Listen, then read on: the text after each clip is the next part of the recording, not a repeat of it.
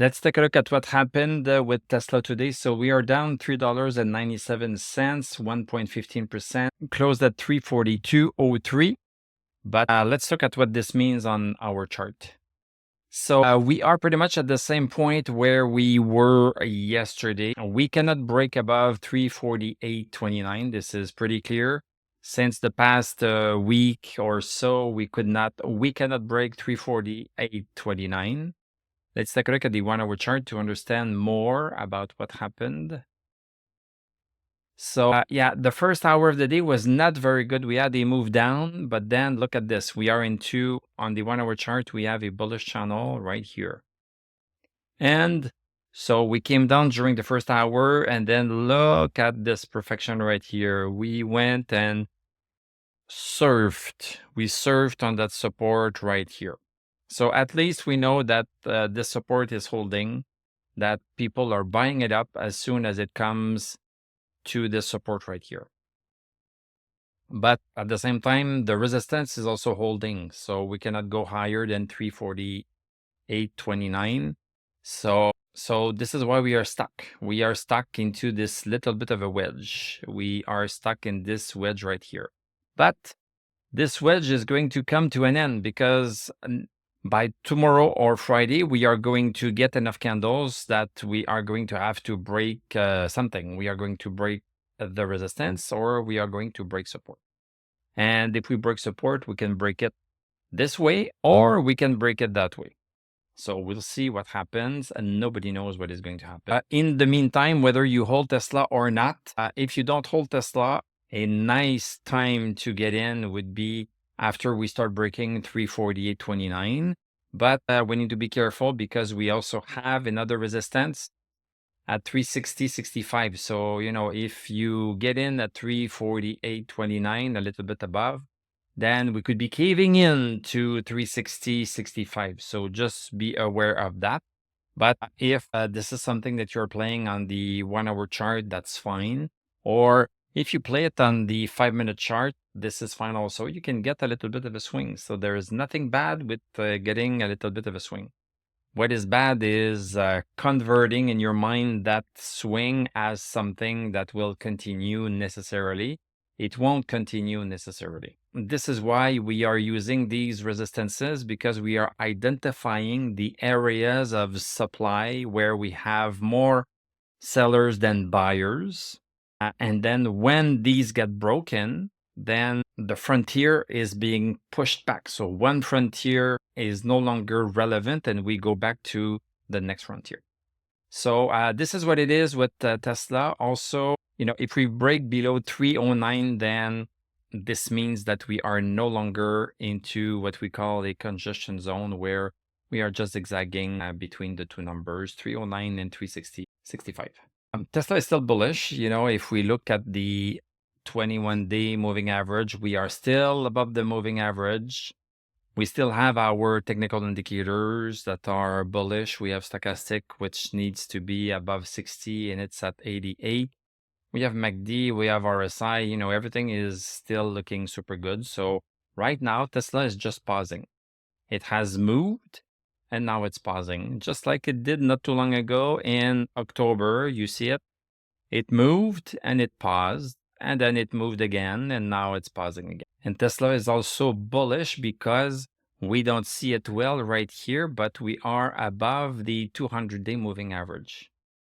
We are above the 200-day moving average. This is one way for us to tell if Tesla is bullish or not. So this is a bullish move. So we could be just temporarily stopping. It could be even coming back down a little bit, but it's still bullish.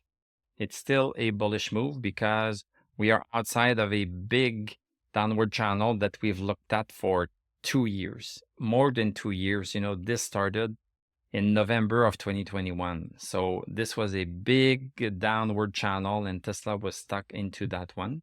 But now we have broken it recently for good in September. And since then, we are moving quite fast. This is the current rate of ascent that we have right here. This is the current rate of ascent. We are at the resistance side right here. This is the resistance side of the bullish channel. This is the resistance side. We are at the resistance side. So what things tend to do is that we tend to go sideways a little bit. We tend to zigzag on the other side, and we could be coming down a little bit, but we are still into this big, broad bullish channel that started in April. So even if we have a move down, it does not mean that Tesla is no longer good. It just means that temporarily it could become not so good, but then it should be picking up because we have big support right here. And also Tesla will have to fight off some resistance right here at 415 or so. 415, this is the all-time high. So we have that to break also eventually. So a lot of resistance right now, a lot of resistance that we need to break. Once we are going to break 415, then things are going to be a lot better. We are going to be able to reach the other side of this humongous bullish channel that we are in, and that means around $530. So each share would be worth $530 if the current bullish channel right here remains active. So 530 right now, we are at 342. So that would not be too bad. And even here, looking at the monthly chart, we see it right here. This is Tesla's move. It started in August. Before it was pretty much flat. Then it started in August 2019, went super high. It took 3 years to get to $400. Then it took almost 3 years to come down. And now we are starting to move up again. So this is a really nice chart. It gives us nice context about what's happening with Tesla. And let's just be patient and let's take a look at the rest of the market. So VIX is climbing higher today. So we are up almost 5%. We are at 17. 17 is not too bad. Still not too bad, but we have been increasing for the past week. So this is a concern when we start to get so close to 19, 20, above 18. We should start to be careful with the money we are leaving in the market because the VIX is basically measuring the uncertainty, and uncertainty is not good. It scares people. Bonds are still below the resistance, so this is still good for the market.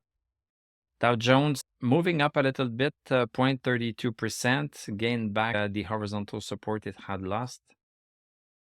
S&P 500, pretty good too, 58.81. So VIX is not affecting that too much.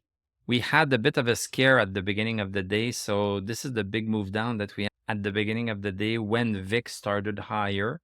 But then things settled down a little bit. NASDAQ also bouncing nicely. Look at this. I like to see this. I like to see candles bounce on support. 4 straight days bouncing on it. This is not looking too bad. When we are going to break this support right here, then this is going to be another story. Thank you very much for watching. Thank you for liking, commenting, subscribing. If you like what I do, you can become a YouTube member. Click on my TradingView affiliate link. I'm going to wish you a great evening. We are going to talk tomorrow, and I'm going to tell you à la prochaine.